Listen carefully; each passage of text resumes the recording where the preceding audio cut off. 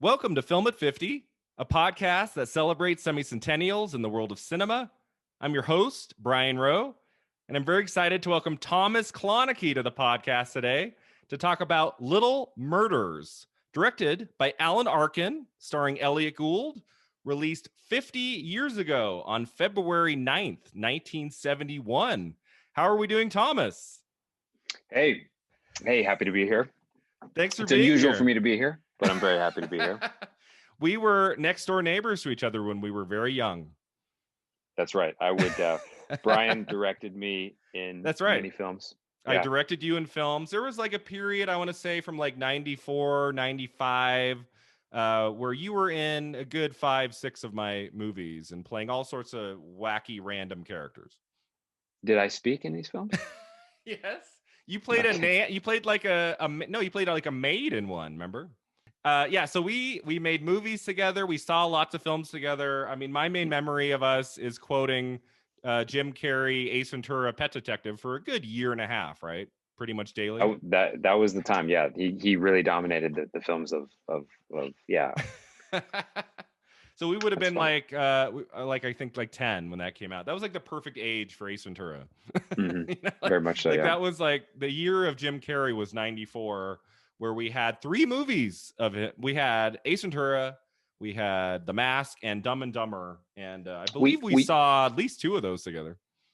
Oh yeah, we kind of saw his whole crescendo from when he was who was Fire Marshal Bill. Fire Marshal Bill, that was my introduction to him in like 92, right. 93. Yeah, like we would even watch in living color, and then we saw all these films kind of come out. So yeah, we were kind of there rooting them on. Yeah. So we've been in touch over the years. It's so exciting to have you on my podcast, Thomas. This is the very first episode of the 1971 season. The first 22 episodes have been all about the films of 1970, but it is February of 2021 now. It is time to look at the films of 71, and we are starting today with Little Murders, which is kind of an obscure title, but something I'm kind of happy that I got to see. Before we get to the movie, Thomas, if you could just talk a little bit about yourself, your history with film. What are some of your favorite movies? Anything you want to talk about? Yeah, sure. So I cannot claim to know much of anything about cinema, but I am very fortunate that I have 2 people in my life who do know a lot about cinema. Mm-hmm. One being you, of course. I can ask you, when was that film? Who was in it? And know right away. Yep. And then 1947. Boom. Exactly. Yeah. And then my brother Chris is also a great influence on me. He, I look to him and I say, hey, what should I watch tonight? What's good? And he always points me to the right direction. So I do sort of have a little bit of cred from the both of you. Yeah, the stuff I tend to like, I think, is more like experiential cinema. So like there's a no-name, this film Tracks I really like, which is about an Australian author, Robin Davidson. It's in the desert, the Gobi Desert, and it kind of follows her around. There's very little dialogue. I like that stuff. I don't for like know Lost that. in Translation. It's called Tracks. Is it like it's called Tracks? Is it pretty new? Maybe 4 years old. It's with Mia Wasikowska. She's the protagonist. Oh, okay, yeah, she's true story. Okay, yeah. Yeah, like I love nature, and it's just like these sweeping landscapes, and you kind of follow her on this journey, and it's paralleled with her like emotional growth, and so really cool. Or like Lost in Translation, like I really enjoyed that. One of my favorites. Film. Yeah, you're kind of getting steeped into Tokyo and like the experiential qualities of life, kind of like cutting loose a little bit, and kind of stuff has. So you don't like super like plot heavy movies, like where it's every scene it's moving forward the plot. You like movies where like the filmmaker can take their time to just kind of tell the story, and a little bit more character driven work. Totally. Yeah, I think I have a proclivity towards that. Although we just watched Tenet, and that's a film very much like, it feels like plot driven. Like you're really kind of like you're hustling to keep up. And that was really engaging. Like the whole time you're just like glued to the screen watching. That was a really fun experience. Like you feel like you're in a different world. I couldn't understand what was going on in Tenet. We did an episode on it in September. Like actually, that's the only film like I've seen in the theater for the last like 8, 9, 10 months. Was I went to see Tenet in IMAX, because Christopher Nolan shoots his films in IMAX. So you want to see it on a big screen if at all possible. But Wow. I was a good 2 hours in. I'm just like, I don't know what's happening in this movie. Did you only see that film once? I just saw it once. I'm going to watch it again. It's out. We can watch it at home. I'm going to take a look again. I've had to look at a couple of Nolan's films twice to really understand it. So I'm going to look at Tenet again. Yeah, fascinating. Very complex. Yeah. But yeah, Lost in Translation is a favorite. That film came out right when I went to college. And it was really hard that first semester to make a lot of friends. I made a couple, but I was feeling a little bit lonely those first few months. And to go see Lost in Translation, it was such like an amazing experience to watch that film right at the beginning of college when I'm in a new city that I don't know very well, Yeah, Los Angeles. You're feeling like a foreigner. I felt like a foreigner in LA, didn't know a lot of people. And that movie it hit me. And another film that came out right, at the right time for me. I revisit that one occasionally. It's probably my favorite Bill Murray performance. He's so great in it. And that last scene has so much emotional power. Like, I don't know why, but it's just so powerful. The ending of that movie when they hug, you really feel it. That is cool. That's kind of a neat idea that films come out at a certain time where you're ready to approach them. Yeah, exactly. And then there's films where you watch it the first time, you might be at a certain age where it just doesn't affect you very much. Yeah, it doesn't resonate. And then 15, 20 years later, this happened to me on Eternal Sunshine of the Spotless Mind, which came out also my first year of college. I liked it, but I didn't see what all the hoopla was about. And then I watched it again about 6-8 months ago, and it completely blew my mind. I was like, how have I not looked at this film in the last 16, 17 years? Because now that I've grown up and I've had more relationships and had more life, it really struck me in a way that did not when I was 18. So some movies you have to look at it when you're older and you actually get more out of it, I think. Oh, totally. Yeah. Yeah. Any form of art. Absolutely. Yeah, absolutely. So let's look at Little Murders, which I'm very curious to know what you thought of this one. I what's fun about this podcast, this movie was like the perfect representation of what I'm doing here. I would never have watched this movie, right? Like I did a deep dive into like scheduling, like what came out in January, February of 71. And then there was this movie, and what caught my eye was that it was directed by Alan Arkin, the great actor who's been acting for 50 years, more than 50 years. He's in films in the 60s. And he's only directed 2 films. This was his first one. I was like, Alan Arkin directed a film, and it stars Elliot Gould, who I love. So I was like, yeah, let's take a look at this one. But I put it on knowing nothing. I knew it was like a black comedy. I didn't know what. When did you see this first? Is this week? Yeah. I just watched it this week. I'd never seen it before. I really, with this podcast, with films I haven't seen yet, I try not to read anything about it when I put it on. I try to just just watch it so that I go in with a clean slate. And this was a fun movie in that you never quite know where it's going. Like every 10, 15 minutes, I'm like, okay, is this going in? Nope, it's going in this direction. Oh, no, it's doing something different.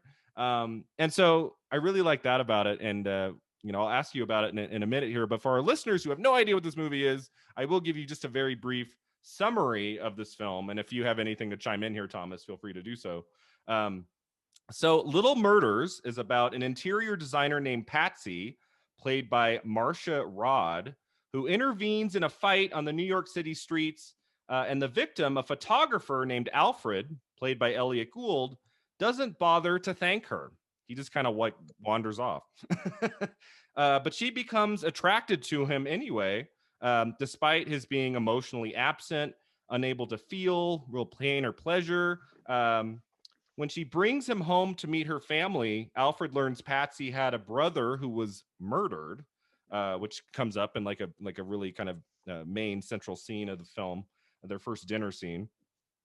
Alfred and Patsy announce plans to be married, and they have the world's most eccentric minister, played by Donald Sutherland, to officiate the wedding. Wanting to open her new husband up emotionally, she convinces Alfred to travel to Chicago to visit his parents, whom he has not seen since he was 17 years old. But just when he starts to change, a sudden tragedy takes place, and everything begins to unravel in his world. It's kind of like the basic summary of the movie. Do you have anything you would add to that I'm leaving out? Any other characters? I mean, we should mention, like, we get to meet her parents and her younger brother, who are interesting characters in this movie too. Yeah, like her family is sort of the main cast of characters Yeah. that they kind of reflect the Elliot Gould character a little bit. And it's strange they like really adopt him into the family like right away. Oh They're yeah. so chummy with him, like right away, kind of slapping him on the ass and like, yeah, get sit down here. Um, but at the same Yeah. time, it everyone seems a little bit dysfunctional.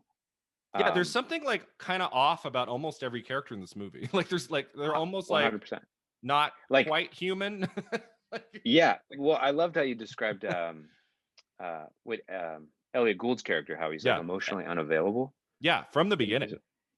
yeah, really strange. And then like, he doesn't even know his parents. Like, and then like when he visits his parents, it's just the weirdest thing. Like they're like they were just kind of like using all these like psychological themes to like describe his youth. They weren't like, and then when he would ask Yeah. them like real questions, they Yeah, wouldn't and know. yeah, his parents in that scene are totally distant. They have like nothing to offer him. They're just kind of like, Yeah. "What are you doing here? What do you? Oh, you want to ask us questions? Hmm. Well, I Hmm. guess okay, fine." You know? So yeah, yeah, we'll get into that. That scene was that's like there's one thing about this movie I noticed that you don't see, you know, in some of these other films we're talking about on the podcast is like scenes that go on and on for 10, 15, 20 minutes, like where we're still in the same room. But one thing about a lot of the films that came out around this time, Thomas, was that a lot of them are based on plays. And just like with a couple of the others I've looked at recently, in this one about a half hour, and I was like, I wonder if this was based on a play, especially when we get It to that totally has a feel. dinner scene that goes on, and I was like, okay, this feels like a play. And then but Ah, I didn't look until after the movie ended, and then based on a play. so that's the giveaway for you. When like a single scene, it kind of perpetuates itself for a Yeah, little longer. when we're in a room for 10 Yeah, plus minutes of characters talking, I go play. right. Because that lends itself to the medium. I Yeah. also thought this film was like a series of monologues. Oh Um, yeah. Mm-hmm. yeah, you like, like Patsy will go off on how she likes to like mold men or like, Mm-hmm. wait, was it Albert? Albert. Yeah, Albert Yeah. talking about like his art that he makes, or yeah, the Yeah. mom talking about, yeah. Anyways, yeah, that's kind of the giveaway for me That's whenever you that have these scene like where long. she's asking him like, is there anything else you like to do besides take pictures? Anything? No. Oh, right. Yeah, And he's just in the corner on the ground. He's just shaking his head like, no. that was the weirdest courtship I've ever seen. This is a very strange, like the relationship in this movie between Patsy and Alfred is just so bizarre, which we'll get into. I have a few little pieces of background information. Speaking of the play that this was based on, so the screenplay was written by Jules Pfeiffer, based on the play of the same name. The play only lasted on Broadway for 7 performances. Wow, So tank. this was not a hit by any means. Why would they make a movie out of this? But then it went to London, Thomas, and ran Mhm. for more than 400 performances. So it Mhm. became a hit play for whatever reason in London. And I think that's what lent itself to maybe this becoming a movie. Interesting, But the because I remember initial watching. run, not a Yeah. huge hit. Well, I wonder if it's not really like doesn't really appeal to American sensibilities. Because I was watching this and I was kind of impressed. I was like, wow, Americans are so self-critical. Um, Yeah. I didn't really expect that from American culture, and I just Mm. chalked it up to the generation and be in the Okay. 70s or Yeah. something like that. The time period. And, you know, every time I sit down for a 70, 71, 72 movie, I'm like, you know, there's going to be some problematic things that come up. And there is one that we'll get into in this one for sure, at least one. The screenwriter, Jules Pfeiffer, he would go on to write the screenplays to Carnal Knowledge, which was a pretty popular Jack Nicholson movie that also came out in 1971. And he also wrote the script to the movie version of Popeye by Robert Altman from 1980, starring like Popeye Robin. the spinach eating cartoon. Yeah, Robin Williams' film debut is like, at least his debut is like the lead of a movie. He played Popeye in 1980. Wow, that was And Shelley Duvall from The Shining is Olive Oil. That's a perfect cast, to be honest. It's not my favorite movie. It's one of those that I think at 90 minutes would have been great, but it's like 2.5 hours long. And it goes on and on. Like Did not know Popeye the Popeye had movie. that much depth. Yeah. So yeah, Pfeiffer had a role in that film as well. So as I said, this film marked Alan Arkin's feature directorial debut. He directed the play in its off-Broadway production in 1969.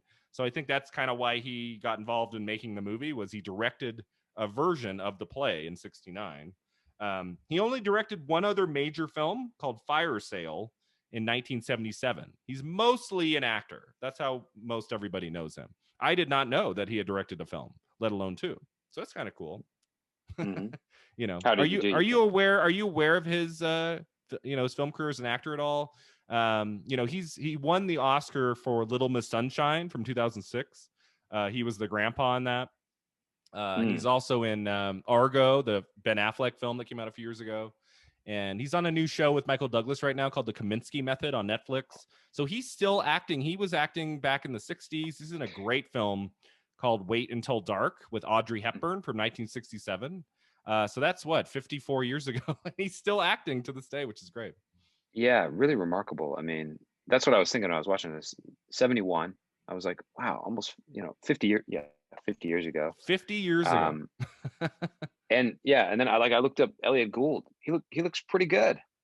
I'm very impressed. Oh, you looked up what everyone looks like?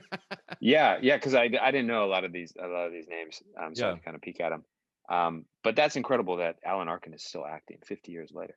Yeah, I think he's in his mid to late 80s, and he's still a working actor, which is fantastic.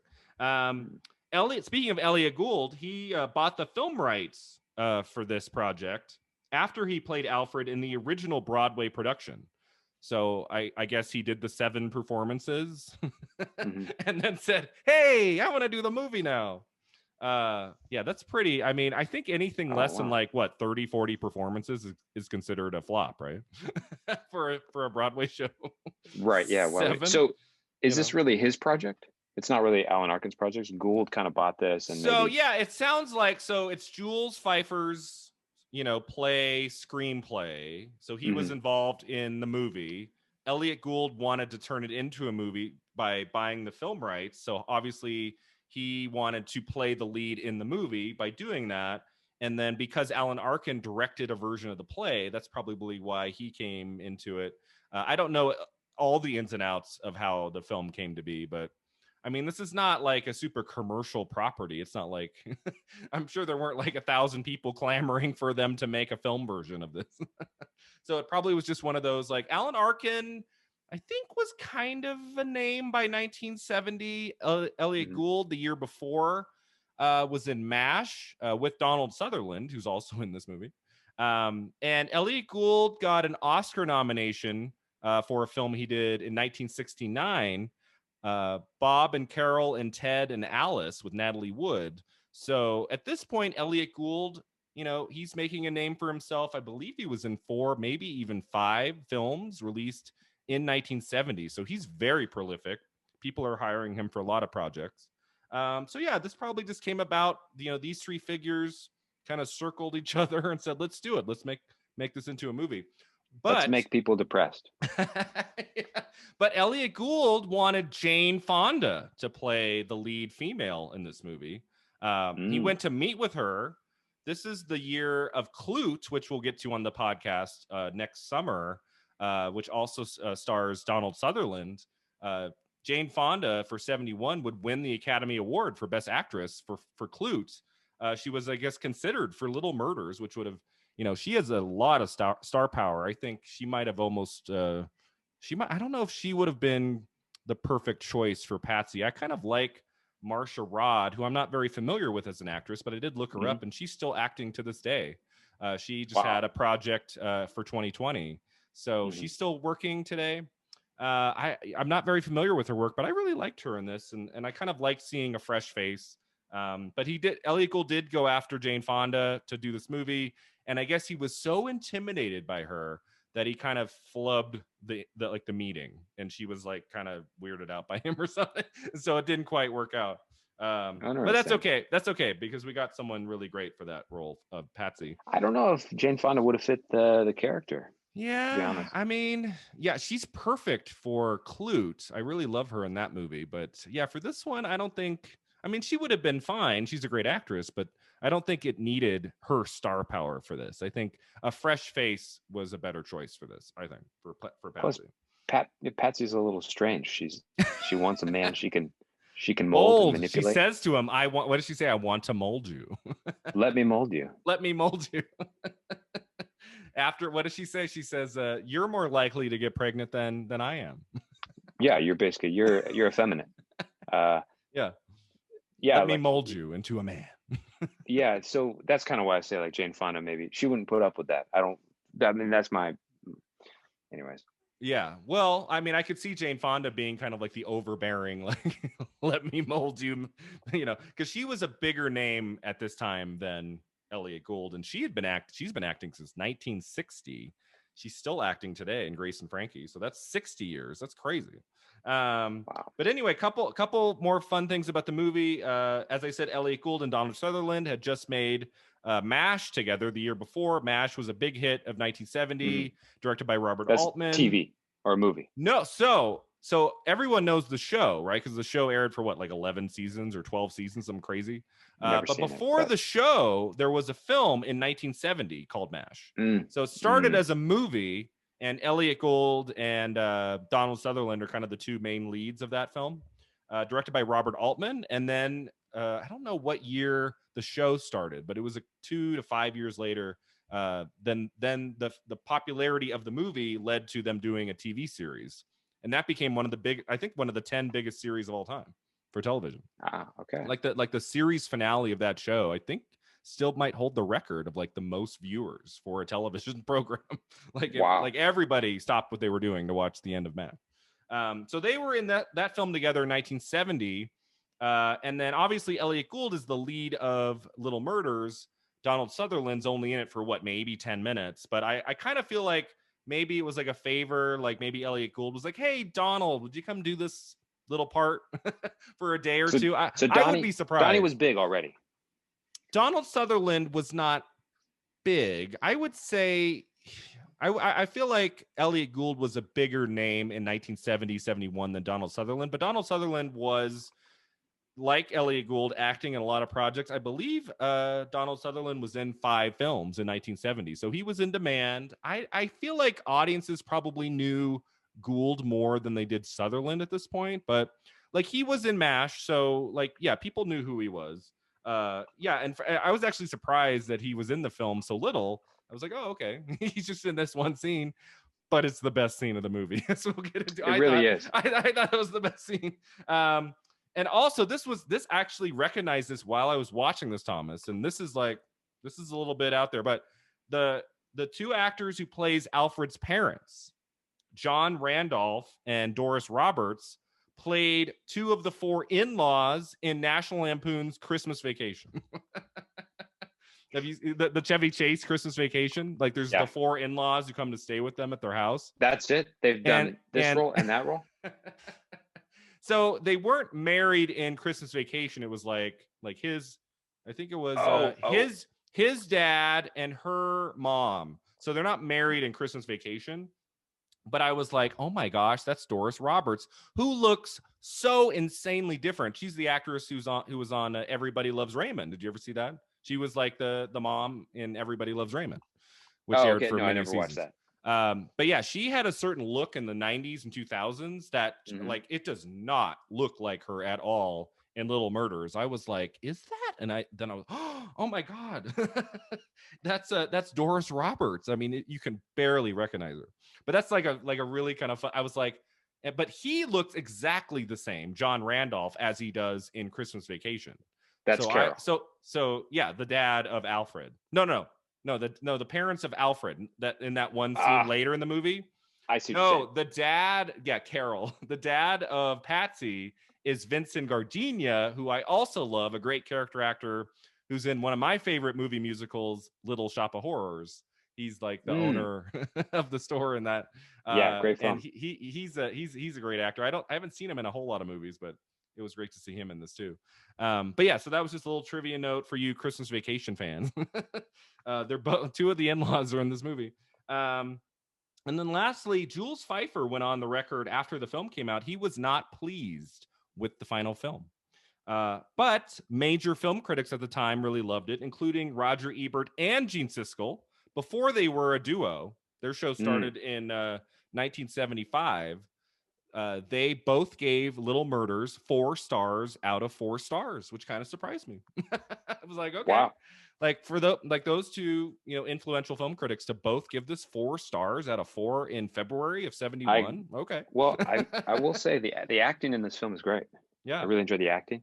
So that's my background info about the movie. So let's get into some more specific questions about it. What did you think of Little Murders, Thomas? What did you think of this film? Well, the main thing I was wondering the whole time is why was this film made? That's a good question to ask of every movie you want.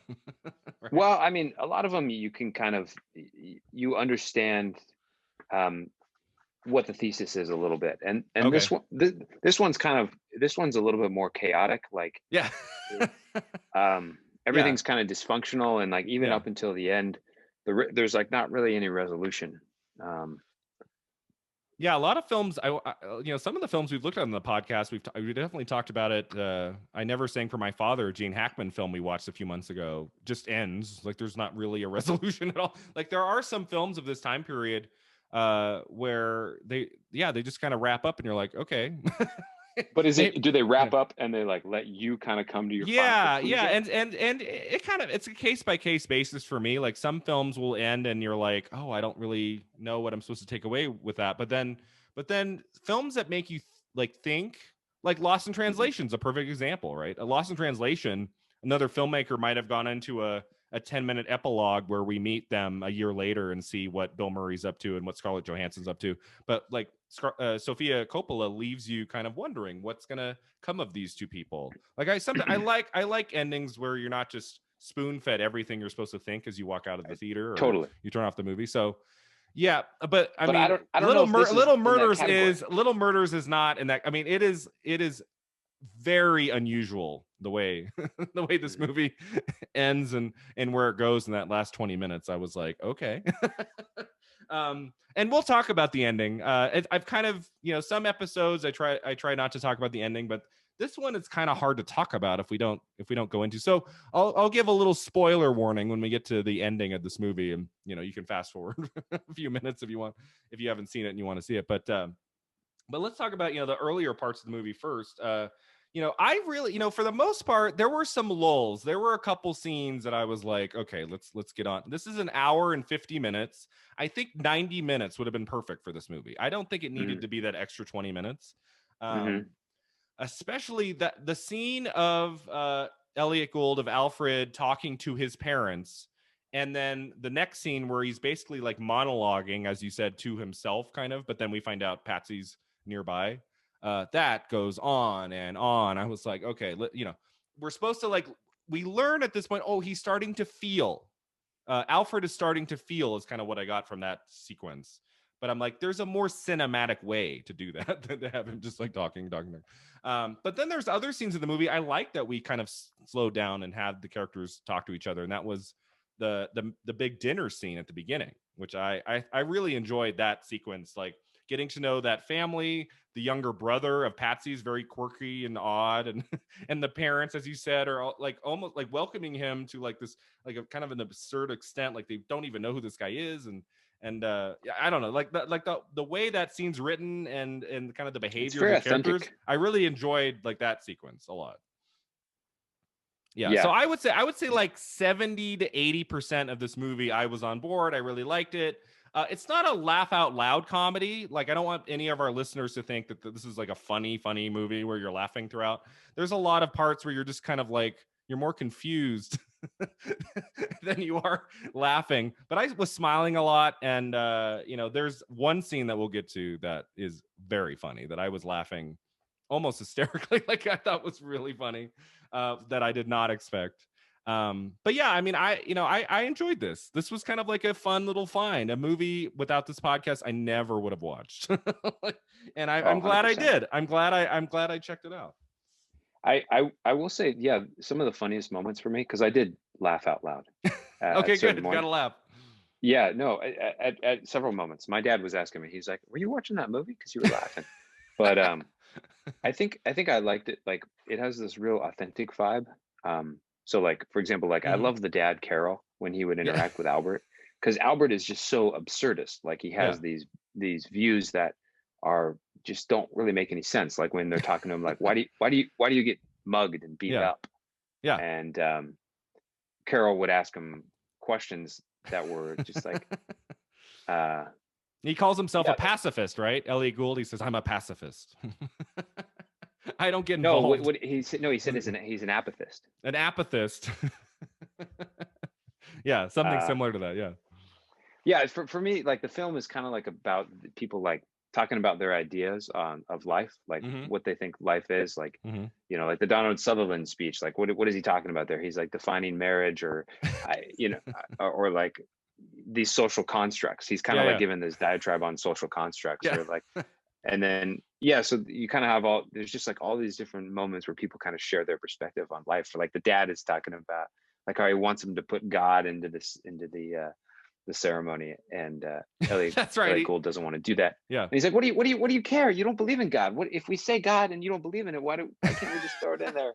But then what makes this movie so odd is that like it's like, why are they getting married in the first place? Like he doesn't really want to marry her, right? It's kind of 2 weeks after meeting the parents. Like they just met, and then they meet the parent, and then she's like, well, we should get married, and he's like, I mean, she bring up marriage or says I love you, and then they're on horseback, and he just like rides off, like he won't even look back at her. Like he does not seem to want to get married, but he's kind of like that scene was exactly like in that scene. She's like, let's get. I think I'm falling in love with you, and then he like his horse gallops away. So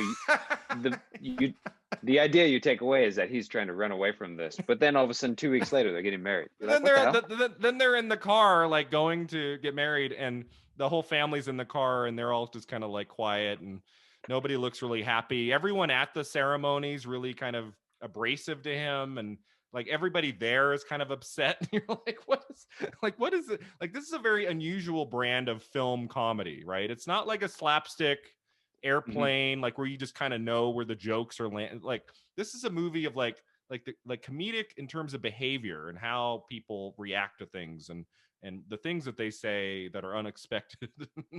But I would say, you know, getting to that part, I mean, the funniest scene is, you know, Donald Sutherland as the minister officiating when he just sits down and he says, all right, let's do this. And I mean, he has a monologue that's at least 5 or 6 minutes. And it is just, it is fantastic. I don't know how much of that speech was Pfeiffer, the screenwriter, you know, the playwright. I'm thinking maybe some of it was Sutherland, because he's just like going off on these tangents. Is that what he does? He riffs on stuff. I don't know. I mean, I think Donald Sutherland is the guy who sticks to the scripts. I mean, so maybe it was all there on the page, but it's just so remarkably funny and unusual. I was like, but what is it about? What? It definitely was very funny. He's like he's like questioning of them getting married, right? And that's what makes it so odd. It's like it's not a celebratory moment. He's like, probably my favorite line from the movie. What does he say to them as he's getting started? He says, of the 200 weddings I have performed, all but 7 have failed. All but 7 have failed. So I was like, oh, okay. Well, to me, that's kind of like, this is what the film is all about. It's like these social constructs, they don't work. And, you know, but we're still like, this is kind of like, I don't know, the film's kind of coming to a head and with this wedding a little bit. Yeah, like it's kind of the centerpiece of the movie, I think, is the wedding. Yeah, it really is. Yeah. And then at the same time, you have Donald Sutherland saying like, these weddings don't really matter. Like, you're going to try this one because you have something you want to achieve. Like he talks about that one person who like couldn't stop masturbating, so he got married so he would stop masturbating. But then the marriage didn't work out, so now he's still masturbating. But he's like, it's okay. You can get married again, you know? And it was like these that's right. There's that whole story about that guy. I mean, he goes into 2 or 3 stories of people he's right. Yeah. He's like, and then I have this other friend, he's a painter, and and so like so you have that, and then you have Carol, the dad, and he's saying like, it's okay if you don't believe in God, but you have to believe in institutions. Yeah. And so there's like some kind of commentary going on about these like social institutions or something like that. Yeah. But it's never like fully clear to you or me, like what Alan Alda. It was lost on me. Alan Arkin. I get those two actors mixed up my whole life. Alan Alda Alan Arkin. Mm-hmm. Alan Arkin, who appears very briefly at the end of this movie as a detective, who I actually thought was like the broadest comedic character in the movie. There's some like odd quirks to every character in this film, but Alan Arkin shows up as a detective at the end, and he's got like a scar across his face, and he has trouble speaking. It's a very strange approach to that guy. That guy lost it. Yeah. And I mean, it's a memorable bit, like, you don't expect it, but yeah, so I'm like, what is Alan Arkin? What is Pfeiffer? What are they trying to say in some of these scenes? I wasn't always completely sure, even when I was laughing. Because it's a long monologue that Sutherland has when he's officiating. And I feel like Alan Arkin doesn't really cut to the audience very much, right? He kind of just stays. Not at all. Yeah. He just kind of stays on Sutherland's face, and the camera kind of follows him around the space. And I think we occasionally will see like the bride and groom. We do see people in the audience walk out. That's right. I don't know if you caught that. Some of them leave, right?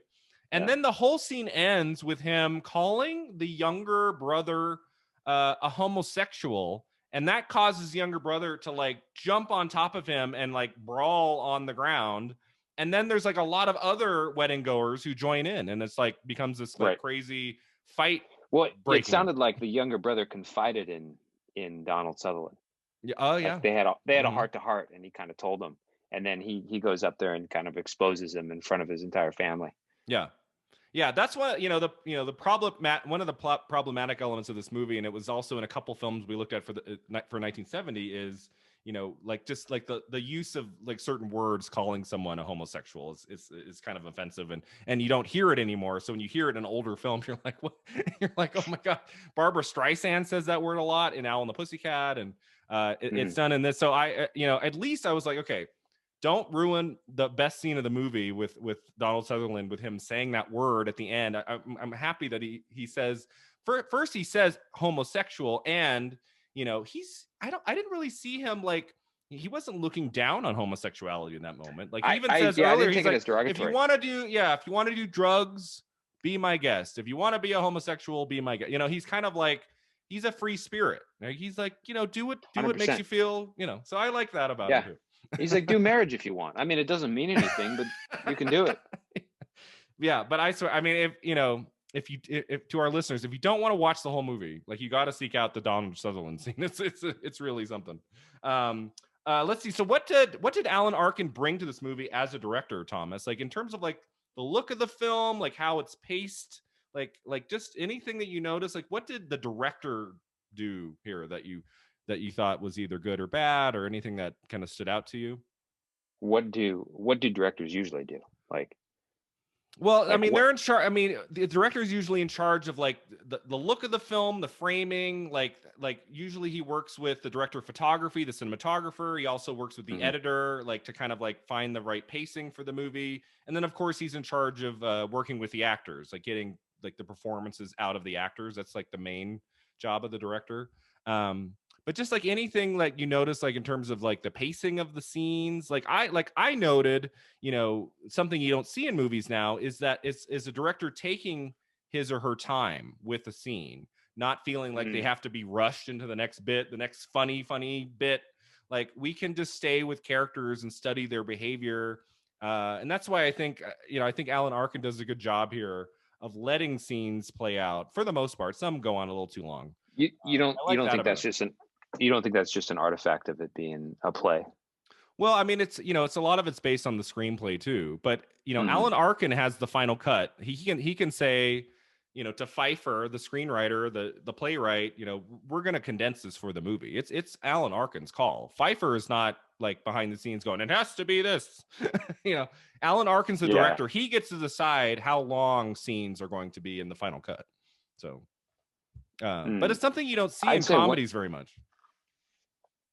That kind of like slow pacing to some of these scenes. Usually comedies move a little quicker, especially now. Yeah, I did. What's interesting though is I did find some pieces moved a little quicker than I would have expected.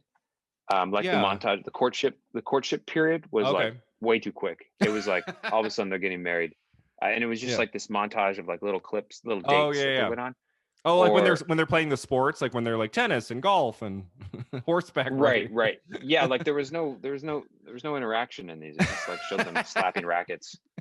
Or like I don't want to reveal the homicide scene was like super fast. Like it was like whoa, there was a gun. I didn't even like I don't know. I was caught completely off guard. Yeah. And I thought it could have kind of been a little. Meanwhile, you had like it had a monologue in the beginning that was like way too long, and then the actual homicide was like extremely contracted. I mean, this is his first film as director. He would only go on to make one other movie, so this is not a guy who's like, I'm gonna make a career of directing films. Part of me almost wonders if he like really wanted to direct this movie. Maybe it was just a situation where they needed a director for the film. He had directed the off-Broadway show, and he thought to himself, well, yeah, I'll give it a shot. Let's see if I can do it. Like, I don't think Alan Arkin's approaching this movie like really like painstakingly every frame, every shot, like some auteurs might have. Like I think he's just like trying to tell the story that's in the screenplay and just doing his best. I mean, there's nothing really flashy visually in this movie. It's a lot of like long. There's not a lot of editing. Like there's gonna be like long takes of actors talking and. He kind of, some directors just kind of stay out of the way. I feel like that's kind of what he did in this. He's not really all over it, And probably the right call for this material. Mm-hmm. Yeah. Performances. Did you like any like favorites? Like I really love Donald Sutherland in this, but he's only in a few minutes of the movie. Oh, I love the dad, Carol. You loved Carol. Okay, Vincent Gardenia. So what do you like about him? He was really animated, very eccentric. He did not like to be called Carol Thomas, so you keep calling him that. Right, like even I love when Donald Sutherland said, like, I've never seen that name on a man, Carol. That's right. I forgot he says that, and I thought that was great. Doesn't Carol say something back, or does he just like shake his head? Oh, I can't remember. I mean, Donald Sutherland had the pulpit; he had no choice; he couldn't say anything. But have you met a man named Carol before? No, I haven't. Like I only know of Carol O'Connor, the actor from All in the Family. Like that man's name was Carol. That's the only male Carol I know of. Most Carols I know of are female. Yeah. It would take me a while to get used to it. If your parents had named you Carol, would you have been okay with that? I would probably have been a different man. Carol Klonecke. I think he would have legally changed it by the time you were like in college, right? You would have come up with a nickname. Just call me Sam. Maybe so. I mean, I that wouldn't be my personality to like want to change my heritage or something. I don't know. You just go for it. Yeah. Yeah. No, he's great. He's got a great look and a presence on film. I forgot to look up his filmography. I'd like to know what else he did because so the other one I really know of, as I said before, is Little Shop of Horrors. That came out in 1986, so that's 15 years after this. So he was likely acting often throughout the the 70s and 80s, and so I'm sure he's in a lot of other stuff. I look forward to seeing him in more. I should have looked up the name. I don't know the name of the actress who plays Patsy's mom, but I liked her a lot too. She was an we end with her. Like she's the last shot of the movie. I thought she was great. I mean, I definitely liked those parents more than Alfred's parents. Like they were really just like kind of blank. Like, what are you doing here, son? Almost robotic in a way that was like appropriate, I guess, but I mean, that scene is long. That's like 7-8 minutes or so of them talking, right? Maybe a little less than that, but like it feels long because they don't really have any personality, whereas Patsy's parents have a lot of personality and you enjoy spending time with them. So yeah, I like them a lot. Any other performances in the movie? Elliot Gould always brings it. He's always an interesting actor to watch. I almost wondered if he's too passive in this movie. I mean, he's very passive. He's just kind of like sitting there off. I wondered if he could have had a little bit more like personality in this movie, since he is kind of the main lead of the film. You know, he's, you know, Patsy's definitely the second lead, but he's in the most of the movie. I mean, I feel like his past sedated. He's very sedated. Like he's been especially tranquilized, in right? the last part. Yeah. Yeah. Well, that's, you know, that kind of takes us to the last scene. And so I'll get a little spoiler alert. Let's talk about the ending now. You know, do you feel like there was an arc to Alfred at all? Like when he's shooting at neighbors in the last scene, did you feel like that made the movie better? Did it work for you? Yeah, what did you think of that it last still scene? felt like the whole film feels like life is happening to Alfred. Yeah. And he has one point where he's telling Patsy, he's like, I think I'm ready to change. Then she's killed, obviously. And then now he's like, he's got this rifle. He was on sale. He's like, I don't even know why I bought it. It was on sale. He doesn't even, you know, like it still feels like he's not really active. He's still passive. Yeah, he's kind of like jumping around and a little bit more excited at the end, right? Isn't he like getting excited about shooting the gun at the end? Like I feel like he's a little bit more animated in the last 10 minutes than he is in like the beginning 10 minutes. But maybe I was just like projecting onto the movie. Like there's change. He's changing. Please. I don't know. Well, he does. They do go into he goes into the park, and it seems like something kind of turned with him with the camera or something like that. Mm-hmm. Yeah. That was the first time you actually see him taking pictures. Yeah. Mm-hmm. I wanted some more of that. I wanted some more of his, like, he was, you know, obviously really into photography. I felt like the movie could have played with that a little bit more. But yeah, as you said, so, you know, Patsy convinces him to go see his parents. And then he has this long monologue talking about his parents and what he just, and then we find out that Patsy is kind of there listening to him saying this. And then in like 5 seconds, she is murdered. Like she gets shot. Some guy from another building shoots into their apartment through the ex-boyfriend or something through the window and shoots her in the back, and blood goes everywhere. And Elliot Gould, Alfred, is just like kind of stunned. And then it just cuts to him in a subway, like blood from head to toe. No, of course that was a funny part. I thought the best shot of the film, like cinematically, was the shot of him standing in the moving subway car, bloody from head to toe. And everybody else in the subway car is just minding their own business. They don't really pay attention to him. You know, he finally sits down and there's like a guy next to him who kind of like looks over, kind of like, oh, that's odd. But there's nobody like, oh my God, are you okay? Yeah. They're just like, New York. Yeah, whatever. This guy's covered in blood. Yeah. But then what gets really strange is he goes to Patsy's parents. And do they even really react to like her being dead? I mean, they're almost just like they don't have an emotional breakdown of any kind. They're just like, "Hey, come in." You know, that like their reactions there. I thought they were a little frenzied. Yeah. Okay. Yeah, but I agree. It was a little off. It wasn't like. I was like, "Are you upset by her death?" Like, what's happening? Yeah, I felt like he must have called before, but I couldn't imagine that. Yeah, that was a little strange. Yeah, well, if that was the case, I think Alan Arkin should have showed us that, like had him like, you know, shaking, you know, on the phone, like, oh my God, you won't believe what just happened. Yeah, just hanging up. They have another son, another child who was murdered. Also murdered. Murdered. We don't find out how he was murdered, right? They don't say how, like, or like what happened, like who did it, or we don't really learn. Yeah, just like shot down in his tracks or something. Yeah. So then, okay, now she's been killed, and then he has like this rifle, and then at the end of the movie, after he goes and takes some pictures, like he and Carol and the younger brother are like taking turns, right? Like shooting neighbors, and they're like shooting strangers, and then like doesn't the younger brother shoot one, and then they like high five, they're like woohoo, like we did, like. And that's kind of like where we leave the movie. And so, yeah, I was like, what? You know, I mean, okay, black comedy usually has, you know, comedic content mixed with like death and murder and pessimism. And, you know, that's black comedies are very, very tricky to get right. When they get it right, you know, it's always fantastic. I mean, this movie worked well enough for me, but I think when we get to the, like her death at the end and then them shooting random people, and then that's kind of like where we end things, I'm like, like what? Is What this was the why mom's this reaction?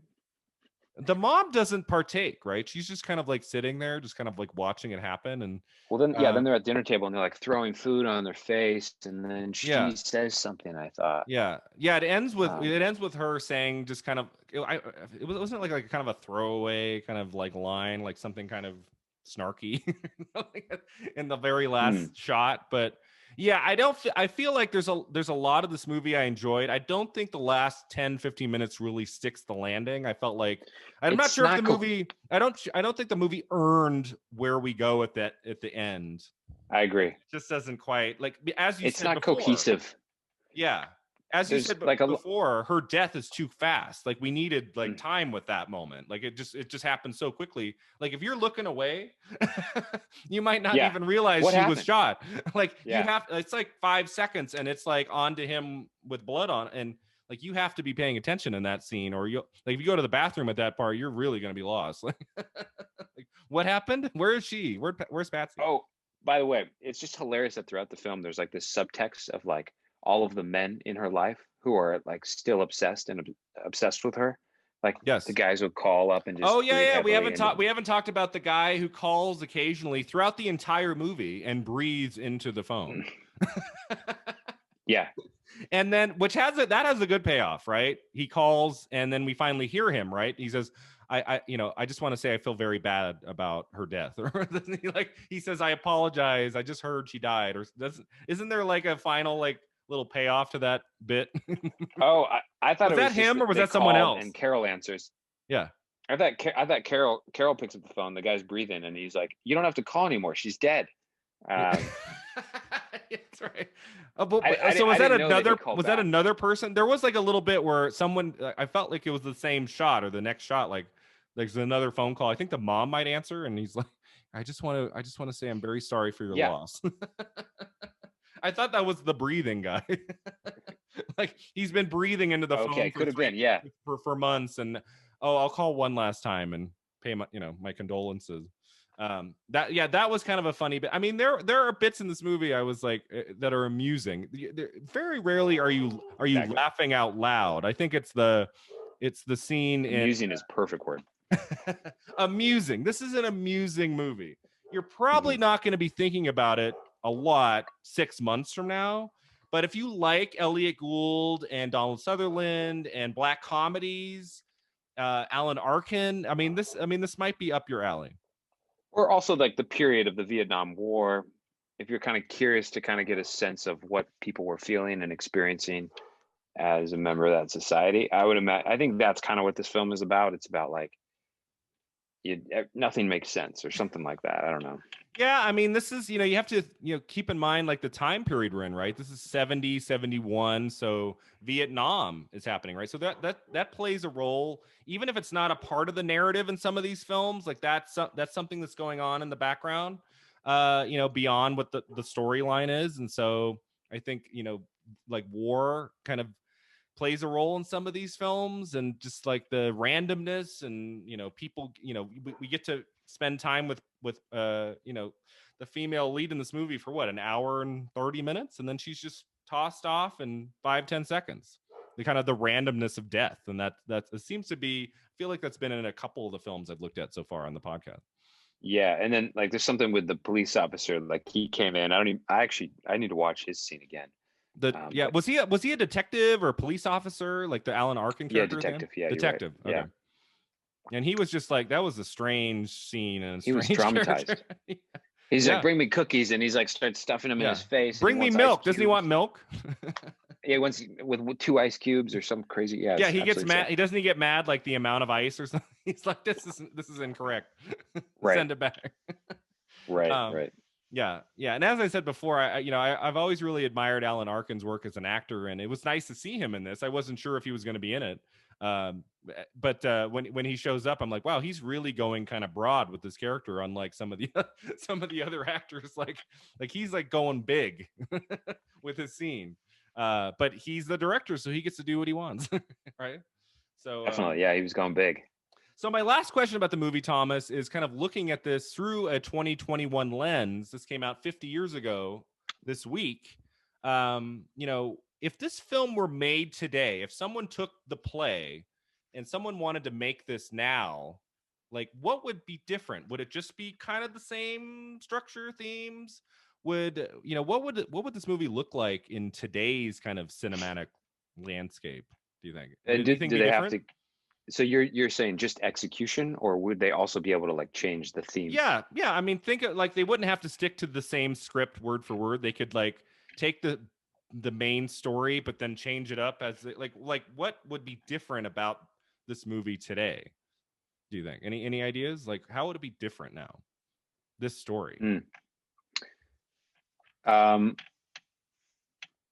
Well, yeah, maybe coming out of 2020. Mm-hmm. It's kind of an interesting year because I feel like similar to that period of time, we kind of lost faith in our Institutions, governments. governments. Yeah, Mm-hmm. yeah, especially like Vietnam, like presidents were lying to the people. Yep. Mm-hmm. And you know, post Trump, same kind of situation. Mm-hmm. So maybe that would be turned up just a little bit. Yeah, that's a good point. Well, so I think the big thing that would be different would be the scenes would move faster. There would be a little bit more urgency. I feel like The execution. I feel like the execution of it would move quicker. I think Alfred wouldn't be quite as passive. I think they'd probably cast an actor who'd have a little bit more kind of presence and urgency and more punchlines. More punchlines. I feel like the comedy would be, I think the comedy would be punched up a little bit. Like, at least, I mean, I don't like, the one scene I wouldn't want to have change would be Donald Sutherland's scene, but I feel like that would probably be different. Like, I don't think they would have just some great comic actor just show up and talk for 5-6 minutes. I think they would like make that different. And that would be disappointing. But there are other parts of this film that go on and on and on. I think the director would kind of rein things in a little bit and keep things flowing. Make it funnier. I think it would be funnier today. I think they would try to find a little bit more of the comedy. And I think her demise would be handled differently. I don't know how it would be different. I just feel like it's just so abrupt and so shocking and not at all funny and just really just like serious and grim. I feel like, you know, even in a black comedy, you know, there's like tonal shifts and balances you have to be conscious of. Totally.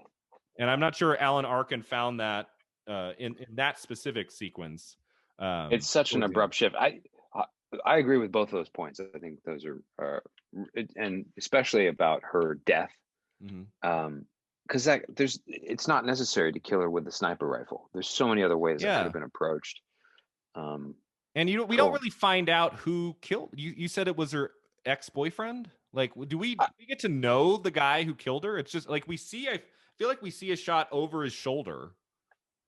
Right, we see this guy. That's it. Like briefly, but we don't get to know him. And I almost wonder if she needed to die. Like, did that have to happen for like the ending of the movie to have impact? I don't know. I almost wonder if she could have been like hit or something, but did she have to die in that just like really shocking way? I don't know. I think she had to die. It had to really break everyone's spirit. That's true. Yeah. But even in that case, I feel like there should be more time spent with that segment. I feel like now Alan Arkin, now you're rushing. No funeral. Now you're rushing. Like, the last two scenes have been 6 minutes long, and then this part it's like 30 seconds. Right. I think would have to change a little bit in a newer version if they were to do Little Murders today. So overall, I think it's worth watching if you're a fan of early 70s films, if you like these actors. You know, I'd give it like 3 out of 4 stars. Like, I would say I liked it. I had a good time with it. And again, it's films like these that make this podcast what it is, because I would not have watched this movie. This is a very kind of little scene, obscure comedy from the early part of 71 that I had to kind of dig deep in finding, you know, for the February episodes of the podcast. And I'm glad I watched it. I think it was worth a look. I would do 2 out of 4, and I would not do a second viewing. Okay. I would agree with that. I don't think it's necessarily a film I would revisit ever again, but I'm glad I watched it once. It was worth a look. Like you were saying earlier, 15 years from now, I'm not going to come back to this one and be like, oh, this one hits me differently. Yeah, there's a lot of movies out there, Thomas, to get to, and I don't think we Okay. need to watch Little Murders more than once. I won't. Okay. All right, so that takes us to our final two segments. The first one is called the Divine Double Feature. That's where we pick a more contemporary film that you think would make kind of a cool double feature with our film today, Little Murders. If one of our listeners were to watch Little Murders, like what would be kind of an interesting film that's a little bit newer that would be appropriate to put on right after Little Murders ended? Anything that came to mind? Well, I was thinking satire. I just really enjoyed Get Out. Get Out. Yeah, excellent film. Yeah. So why do you think that would make a good double feature with Little Murders? I thought, taking subject matter that's relevant for the time period. I mean, obviously 71 different from today, but Get Out sort of grapples with, sort of issues we're facing today, or kind of like satirizes them in a way that's really fresh and interesting. I think it does it in a much more effective way than that's a much better film. Little Murders.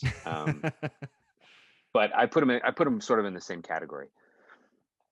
Yeah, Get Out was, that was just such a stunning achievement by Jordan Peele. I remember when that came out and everybody was watching it, everyone was talking about it. I didn't see it opening weekend. I had been hearing from so many people like, oh my God, you have to see this movie. And I remember I saw it. It was like the 6th or 7th weekend it was out, and the theater was packed. It was like every seat was taken. It's fun. and I'm a huge horror movie fan, as you know. Oh yeah. You're not a big horror movie person, right, Thomas? Because I don't like gore. I mean, I love horror, but not gore. Yeah. I have to share the memory of you coming over when we were, 1995. I was like 10, 11. You're just a few months older than me. And you came over and I was watching Dawn of the Dead by George Romero. And you were there right away. You were there for the scene where they're eating the intestines out of the out of the motorcycle, out of kind of the villains' bodies. And you were gone. And I remember where did Tom, I was saying, where did Thomas go? He left. Yeah. So it's not necessarily the horror genre or suspense or thrillers. It's gore you don't particularly like to see in film. That's right. Yeah. Yeah. Okay. But if a horror film, like a Silence of the Lambs, if it's a film that kind of thought provoking, you're into it. Like The Witch. Have you seen The Witch? The Witch. Really cool. Yep. By Robert Eggers, great film. Midsummer, no, there's too much gore. Midsummer, yeah, that was I'm a huge fan of that director Ari Aster, who the film he made before that, Hereditary from 2018, was my pick of the best movie of the year. Midsummer was on my top 10 of 2019. It wasn't quite as great as Hereditary, but yeah, it's a little bit tougher watch for sure, but I give a director credit for taking us in new directions. Midsommar was a film I had never seen before. That was something brand new and shocking and surprising, but kind of a difficult watch, to be sure. Yeah. Fun film. The start is awesome. It's really lulls you in. Oh, yeah. I saw that Midsommar. I saw almost 2 years ago now, and I still think about it sometimes. It's a memorable movie for sure. Same thing as Get Out. Get Out's a very memorable film, and it's definitely one of the best horror films of the last few years. Great cast in that movie, and well deserving of the Oscar for best original screenplay that Jordan Peele won for that. So that's a great choice. I went with a black comedy that also did really well at the Oscars last year's or the year before. Have you seen Parasite, the winner of Best Picture and Director from 2019? The Korean film? The Korean film, yeah. It is spectacular, Thomas. I saw it on a plane, and I knew 30 to 40 minutes in, I said, this is the best movie of the year. And I was like, just don't let me down. And it just got better. I was like, this is amazing. A movie about families and class and murder, just like Little Murders, but a much, much, much better film than Little Murders. Extraordinary cast, very surprising in the directions it takes. You don't know where it's going ever. You're like, what's happening? And it just keeps surprising you. It's a lot of fun. I would say more fun than Little Murders. Like it moves very quickly, but you're always like, it's very clear, like who's who, and the space we're in. A lot of it takes place in a house, so there is some similarities to Little Murders. Like it has a play-like feel at times. There's a lot of scenes in this one house, but well worth a look. Thomas, check out Parasite. It's really good. Okay. All right. I'm shocked I haven't seen that. Yeah, it's real. I mean, it's the first foreign language movie to win Best Picture at the Academy Awards in 92, 93 years. The first foreign language film. Wow. And so, of course, I was not predicting it because I'm like, it's never happened before, so they won't give it to Parasite. But it won, and the director won too, which was really cool. So yeah, definitely check that one out. And then our last segment is called Beyond the Flick. That's where we talk about an actor or a director or a genre affiliated with our movie. This one was kind of tricky because I was like, well, we could talk about Elliot Gould. He's the star. But I'm going to get to him with his next film, which is called The Long Goodbye, which came out in early 73, which I have not seen. I've heard really good things about. He's the star of that. And then Alan Arkin I thought about, but he directed the film, but he's only in the movie very briefly at the end for 3 or 4 minutes. Donald Sutherland is not the star of Little Murders, but he has the best scene in the movie. And he's really prolific in the 70s, and he's a fantastic actor I've always really admired. So I thought we would talk about him. So, what films have you seen starring Donald Sutherland, and what films of his have you enjoyed? Well, I've never seen him this young. He's very young. I didn't recognize him. He has his hair down to his neck. He's got a huge beard, and yeah. I was watching the monologue and then halfway through it, I was like, oh my God, that's Donald Sutherland. So his voice has changed a lot. Like now he really kind of speaks like a Southern gentleman or something. Yeah, his voice is much deeper and like raspier now. Yeah. Yeah. And so, I know him from a few films like The Italian Job. The remake from 2003, right? With Mark Wahlberg. Marky Mark one. And Sutherland's always the villain in these films. Outbreak. He plays the bad guy very well. Yeah, right, exactly. And like Hunger Games. Yeah. So not a great selection of films to draw on, but I enjoy him in all of them. Yeah. Outbreak is good. I really enjoyed The Italian Job. That could have just been like a cash cow, kind of like a cash grab. Where it's just like action and nothing else. I actually really enjoyed that film from 2003. It's a great cast. Edward Norton was really fantastic in that. So he is Donald. It's smart. It's a smart like kind of action thriller that we don't get so much nowadays. But yeah, he's always been a very dependable actor. He's usually not the lead. Sutherland usually is a supporting actor. Interesting. And he's been acting since the 60s. He's still acting today. I just watched him a few weeks ago in The Undoing, an HBO limited series with Hugh Grant and Nicole Kidman. Is he a villain in this Donald Sutherland. Well, that's what's so interesting. Donald Sutherland plays Nicole Kidman's father, and for a lot of the show, you're kind of wondering: is he the bad guy? Is he the killer? And you kind of suspect. Right. You suspect. I won't give away the ending of The Undoing, but I was suspecting him for a while, and there's a quality to him that's kind of, there's something sinister about Sutherland especially when he plays some of these these rich kind of like fathers, and he will do anything for their kids and their grandkids. And so he was great in that. And I'm just like, wow, this guy has been acting for more than 50 years. And he's always fantastic. He's never been nominated for an Oscar, which is kind of surprising to me. Like he's been prolific acting, I think, every year since the 60s, and he never got a nomination. He did, I think he just won an honorary Oscar like in the last year or two, but he never got nominated. It's just one of those actors that just never happened for him. But he's in so many great films. I've got a list here. Of course, MASH, which I talked about on the very first episode of Film at 50 last September. Don't Look Now from 73, which is kind of a horror film, kind of a suspense film with Julie Christie, I really love, which I'll get to on the podcast in 73, 473. So that'll be 2023. Oh my gosh. JFK, the Oliver Stone film about the JFK assassination. That's got a cast of like 45 major actors. So I don't think Sutherland's like in a whole lot of that film, but he's a part of that great ensemble. I really love A Time to Kill from 1996. with Sandra Bullock and Samuel L. Jackson. He has a kind of a smaller, like a Grisham novel. Yeah, that was based on John Grisham's first book, which was like the only book that got published that was not a success. And then Grisham put out his second book, The Firm, and that was like a runaway bestseller. And then over the next few years, people went back and rediscovered his first book, A Time to Kill, and then that got a later adaptation in '96. Amazing ensemble cast in that. Donald Sutherland's son, Kiefer Sutherland, is also in A Time to Kill. They don't really appear in films together too often, but Kiefer Sutherland, of course, from 24, and so many great performances. It runs in the family, Thomas, the Sutherland family. And then my favorite of the Hunger Games films, and that's the second one, Catching Fire, I think is the strongest of the films. But Sutherland, I think anyone under like 30 like will know Donald Sutherland from the Hunger Games series, where he plays President Snow, like the main villain of all four films. He's fantastic in that series. I looked at his filmography and I was like, wow, after 05, he's not in a whole lot of like major films except for the Hunger Games.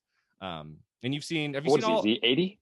He's like, yeah, he's got to be 80. I think probably 82, 83, somewhere around there. Yeah. So yeah, he's still bringing it to this day.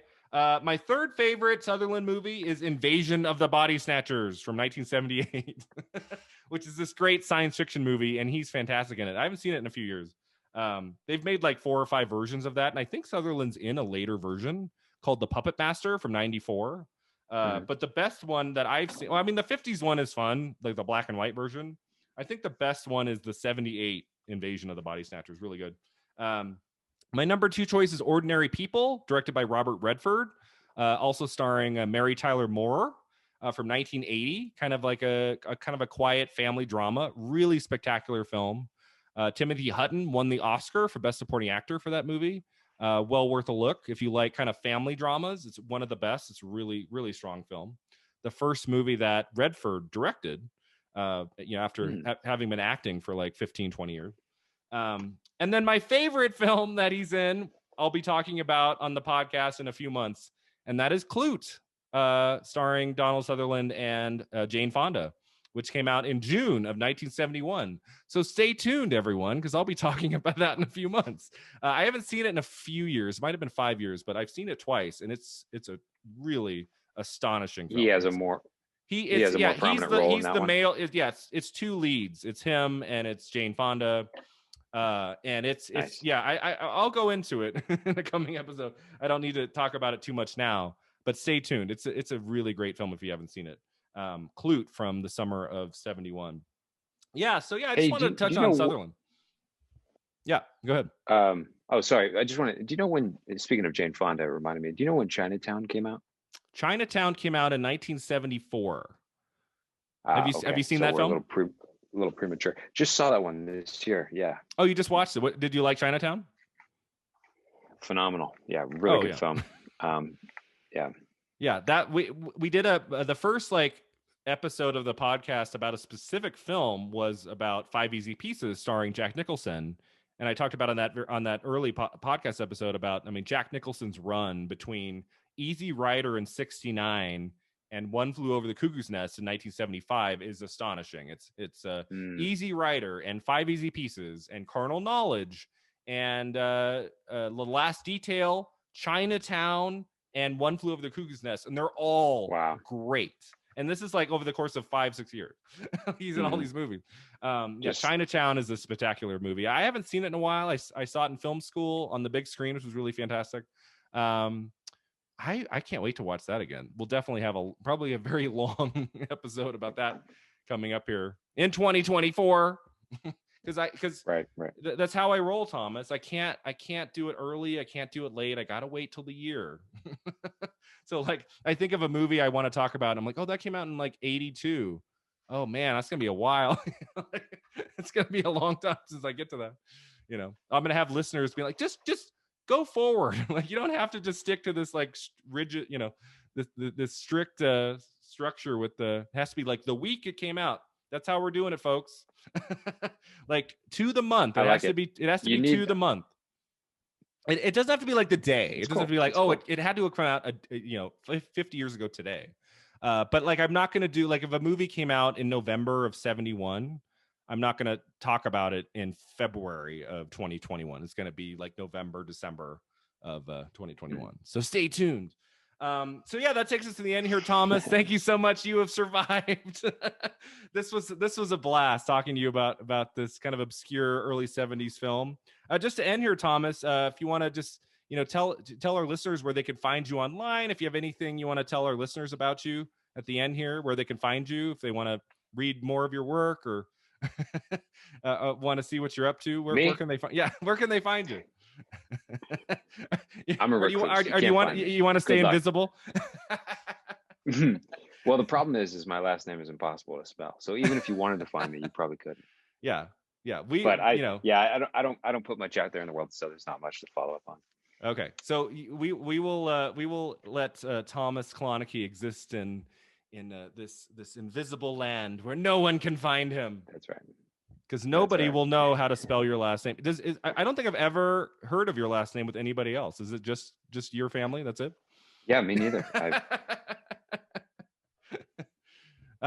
it's a gross misspelling of some sort of German variant. Yeah.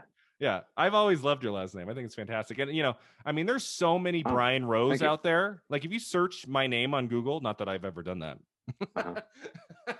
But there's a lot. There's like a famous like soccer player. There's like, I mean, it's hard to find. But what's great about your name on Google. What's great about the Klonekes is that if someone searches your name, Thomas, and they pull up a webpage that says Thomas Klonecke, it's you. It's not anybody else, right? Yeah, it's indisputable. Yeah, that's good and bad. But yes. Okay, well, thanks, Thomas, for being here. This was a lot of fun. And thanks to all of you for listening to this episode of Film at 50. We are into the 1971 movies, everybody. So get ready. It's going to be a fun ride this year. Lots of fantastic titles coming up these next few months. So I'm excited to have you here and excited to have you on board for what's coming on this podcast. So check out Film at 50 online. We're at filmat50.com. We're on Facebook, Twitter, and Instagram, and you can email us at 50yearsagoinfilm@gmail.com.